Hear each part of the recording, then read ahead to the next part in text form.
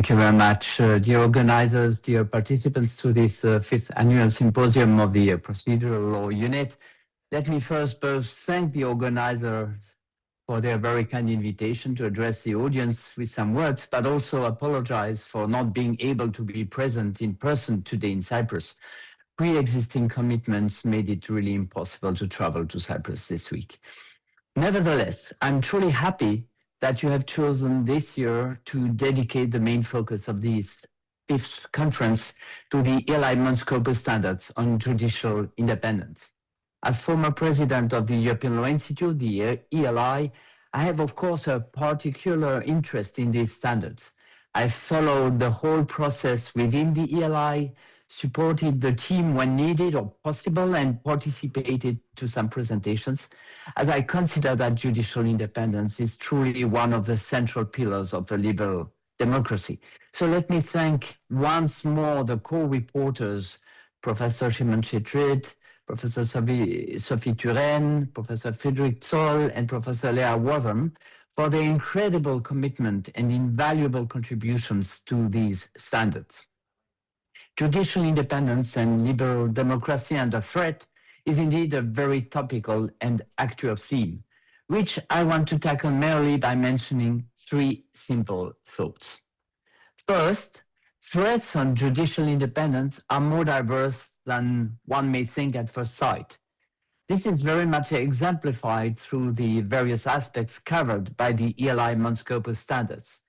Threats on judicial independence are not just about the judicial appointments and promotions and judicial disciplinary rules, but they are also about judicial governance aspects, including allocation of cases, self-governance, or accountability for the results.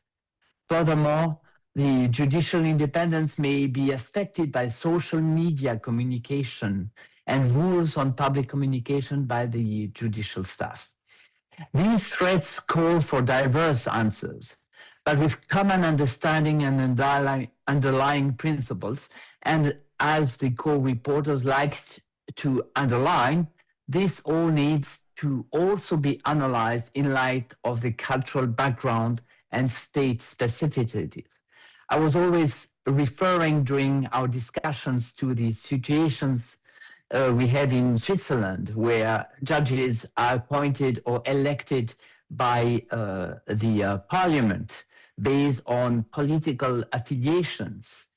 And I was surprised that this would be considered as feasible under the standards, but often I was said that this is linked, of course, to the type of parliamentary systems, to the understanding of the role of the parliamentary regime, and so on and so forth. So some cultural understanding is needed also when to apply the standards. Second, judicial independence tackles not only the formal aspect of the rule of law, but also the substantive one. This is not new, of course. Rule of law is not only about rule of procedure or rule of fundamental rights.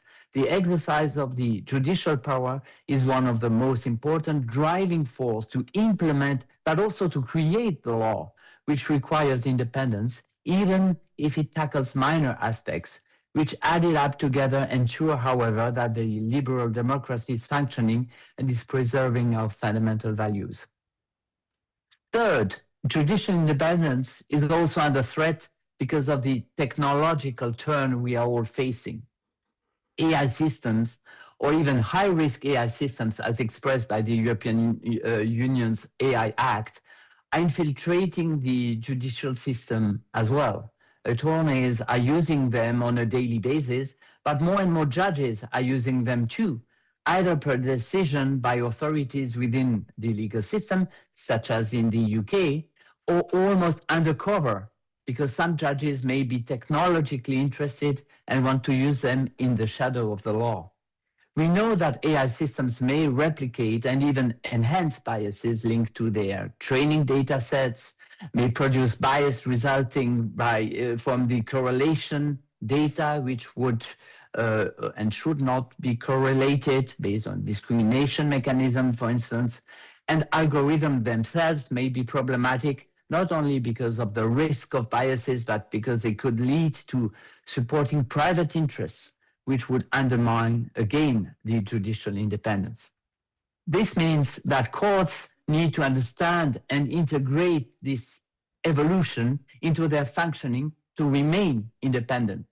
Courts must disclose the use of Gen AI systems, explain to what extent and how they used it, but above all, understand it functioning and participate as much as possible to its shaping to ensure they stay in the driving seat, i.e., they continue to be independent when they render justice. In conclusion, I would say independence is not an all or nothing feature, but a spectrum which each actor has to preserve and foster. It means, however, lots of efforts by the judicial actors and by others. This conference is therefore the perfect place to continue this reflection on what is needed to reduce the threat on judicial independence. I hope, therefore, that numerous presentations and thoughts, which will be shared by a variety of very prominent speakers, will enlighten us all and help us, and of course the judicial systems, to remain or become more independent, to reinforce the liberal democracy. Thank you and have really a wonderful conference.